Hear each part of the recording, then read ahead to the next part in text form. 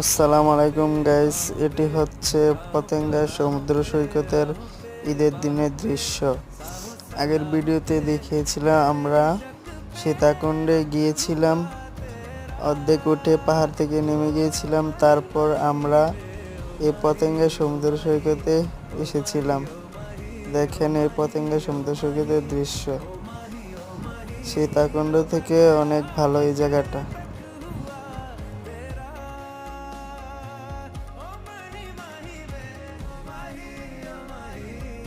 এখানে স্পিড বোটে ওঠা যায়, মাত্র 4-5 মিনিটের জন্য একজন 100 টাকা করে ভাড়া নেয়।